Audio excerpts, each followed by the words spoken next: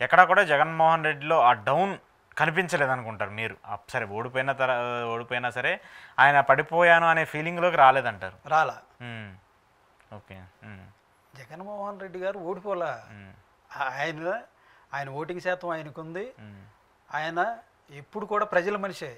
ఈరోజు కూడా మనం చూస్తూ ఉన్నాం, ఎక్కడికైనా ఫంక్షన్కి వెళ్ళినప్పుడు కానీ ఏదైనా కార్యక్రమానికి వెళ్ళినప్పుడు కానీ జనం తండోపతండాలు వస్తున్నారు.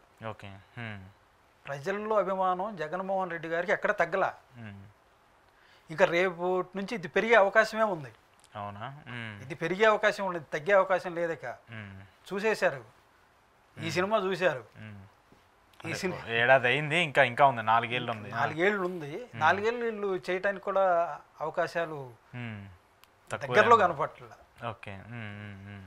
సో అయితే మీరు ఒక అభిమానిగా కంటే, ఒక రచయితగా కంటే, ఒక కామన్ వ్యక్తిగా జగన్మోహన్ రెడ్డి ప్రేమిస్తారు. కామన్ వ్యక్తిగానే. ఎందుకంటే సంక్షేమ పథకాలు, అభివృద్ధి కార్యక్రమాలు డౌన్ ట్రెండ్ పీపుల్కి బాగా ఉపయోగపడ్డాయి. ఓకే. వాళ్ళని అభివృద్ధి చేయాలనే లక్ష్యంతో అన్ని వర్గాల ప్రజలు, ఒకళ్ళని కదా అందరికి, అన్ని వర్గాల ప్రజలకి. ఈరోజు వ్యాపారులు కూడా చాలా ఇబ్బంది పడుతున్నారు.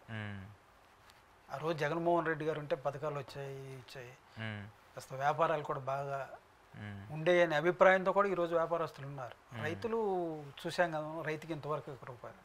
రైతులు కూడా చాలా ఇబ్బంది పడుతున్నారు, విద్యార్థులు ఇబ్బంది పడుతున్నారు, మహిళలు ఇబ్బంది పడుతున్నారు. అన్ని వర్గాల ప్రజలు ఈ సంవత్సర కాలంలో ఇబ్బంది పడుతున్నారు. మీరు కూడా రచయిత నుంచి రాజకీయ నాయకుడిగా మారిపోయినట్టున్నారు. ఆ వాయిస్ అలా వచ్చేస్తున్నా? లేదు సార్, అంటే మనం చూస్తున్నాం కదా మొదటి నుంచి. ఆ చూసే క్రమంలో వర్డ్స్ కూడా అట్లా దొరుకుతూ ఉంది. ఓకే. అంటే బేసిక్ ఏంటంటే అందరూ ఏమనుకుంటారంటే రాజకీయాలు అనేది ఒక బురద, దాంట్లోకి ఇంటికి వెళ్తాం, అసలు దాని జోలికి వెళ్ళొద్దురు అనుకుంటారు కొంతమంది రచయితలు, ఈ ఫీల్డ్కి సంబంధించిన వాళ్ళు. కానీ మీరు దాని వైపు ప్రేరేపితం అయ్యారంటే సంథింగ్ ఏదో ఉంది మీకు, పొలిటికల్గా కూడా ఆ ఇంట్రెస్ట్ క్రియేట్ అయ్యి ఉంది. అంటే ఇంట్రెస్ట్ కాదు కానీ సార్, అక్కడ పొలిటికల్ అనేది చాలా ఇంపార్టెంట్ రోల్ పోషిస్తుంది ఈ సమాజంలో. అవును. ఆ పొలిటికల్నే మనం పట్టుకొని ఆ పొలిటికల్లోనే ఉండాలి. ఇప్పుడు ఈరోజు మన రచయితలు కానీ జర్నలిస్టులు కానీ వీళ్ళంతా పొలిటికల్ న్యూస్ అంటే ఎక్కువ ఇంట్రెస్ట్ చూపిస్తారు. ఆ పొలిటికల్ ఏం చేస్తుంది అంటే సమాజాన్ని మార్చిద్ది. సమాజాన్ని మార్చాలన్నా, మార్పు తీసుకురావాలన్నా, సమాజంలో ఏదన్నా సంస్కరణ జరగాలన్నా పొలిటీషియన్సే. అవును. ఈ పొలిటికల్ సిస్టమే. ఈ పొలిటికల్ సిస్టంలో ప్రతి ఒక్కళ్ళు ఉంటారు. రచయితలు ఉంటారు, జర్నలిస్టులు ఉంటారు, యాక్టర్స్ ఉంటారు, అందరూ ఉంటారు. అది దీన్ని బురద అనకూడదు. కానీ ఇప్పుడున్న పరిస్థితులు చూస్తుంటే అలా లేవు కదా. ఇప్పుడు రాజకీయాలు ఇప్పుడు సార్, ఇప్పుడు నేను మీ అబ్బాయిని మీరు రచయిత చేయాలనుకోవచ్చు, కానీ ఒక రాజకీయ నాయకుడిని చేయాలనుకుంటే మీరు ఇంట్రెస్ట్ చూపరు. ఎందుకంటే ఈ పాడు పాలిటిక్స్ ఎందుకు లేదా, దీంట్లోకి వెళ్ళి ఎందుకు ఇబ్బంది పడటం, ఇలాంటి సిచ్యువేషన్లో మాట్లాడే పరిస్థితులు లేదు సార్. అన్ని ఫీల్డ్లో ఉంటుంది ఇది, అన్ని రంగాల్లో ఉంటుంది. ఓకే. ఇప్పుడు ప్రజెంట్ పొలిటీషియన్నే తీసుకోండి. ప్రజెంట్ పొలిటీషియన్స్లో చాలామంది వారి పిల్లలను పొలిటీషియన్లు చేశారు. వాళ్ళ పిల్లలు కొంతమంది ఎక్కువ చాలా మంది ఉన్నారు. అంటే పొలిటికల్ అనేది కూడా ఒక అవేర్నెస్. అవును.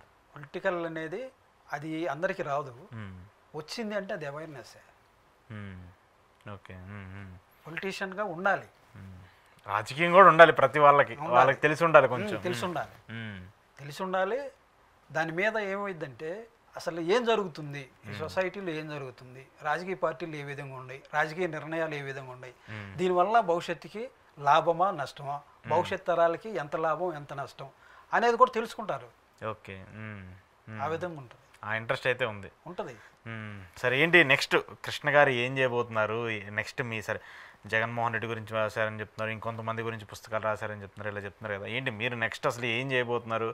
అసలు మీకు సంబంధించి ఈ రచయిత కాకుండా ఇంకా మీరేం చేస్తారు?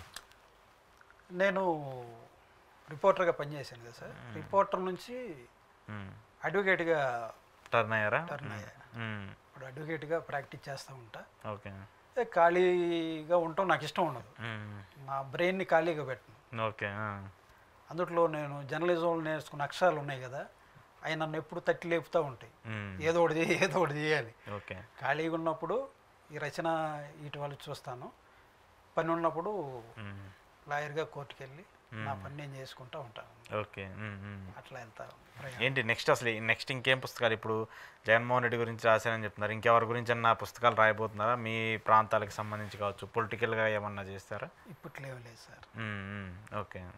రీసెంట్గానే తెనాలి లాయర్స్ డైరీ అని చెప్పి ఒకటి బుక్ ఒకటి రాశాను. అది గత కొద్ది రోజుల క్రితం ఆవిష్కరణ జరిగింది. అది ఆ పని మొన్నే పూర్తయింది. ఇప్పట్లో అయితే ఆలోచన లేదు. అవునా? ఓకే.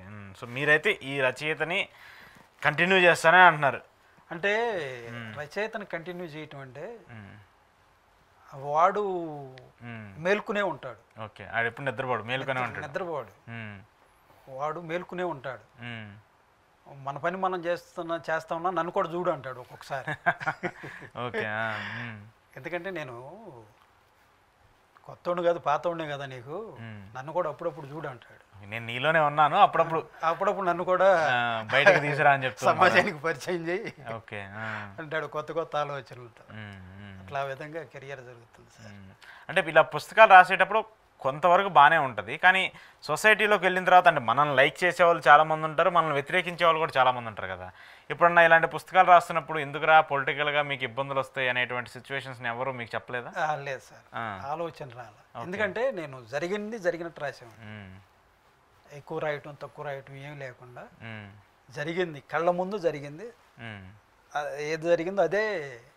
ఎందుకంటే అక్షరం తేడా వచ్చినా మొత్తం అర్థం మారిపోద్ది కదా, అదే రాసేవాడిని. ఓకే. అందుకని చెప్పేసి నేను ఒళ్ళు దగ్గర పెట్టుకొని రాస్తా. ఎందుకంటే మనం ఒక పని చేస్తున్నప్పుడు 100 మందిలో 80 మంది మనల్ని పొగిడే వాళ్ళు ఉండాలి. అవును, ఖచ్చితంగా. 20 మంది విమర్శించే వాళ్ళు ఉండాలి. అదే దృష్టిలో పెట్టుకుని పని చేస్తాను నేను. అందుకని చెప్పి ప్రూఫ్ రైటర్లు ఉంటారు, పెద్దోళ్ళ సలహా తీసుకుంటా.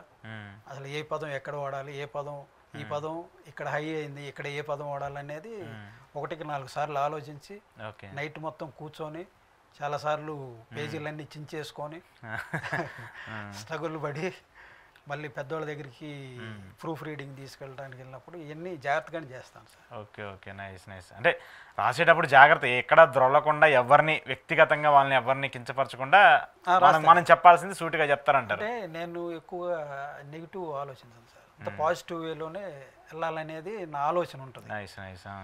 అందుకని చెప్పేసి నేను కళ్ళ ముందు ఏం జరిగింది ఏంటనేది, నా భాష కూడా పెద్ద గ్రాంధికం ఏం ఉండవు, మీరు నేను మాట్లాడుకున్నట్టే ఉంటుంది. ఒక సామాన్యుడు చదువుకుంటే మన కళ్ళ ముందు జరిగినట్టు ఉంటుంది, ఆ పదాలే ఉంటాయి, జనరల్ వర్డ్స్ ఉంటాయి. ఎందుకంటే నేను కావాలని జర్నలిస్టులు అయ్యేవాళ్ళు కాదు, టైం ప్రకారం ఆ రోజు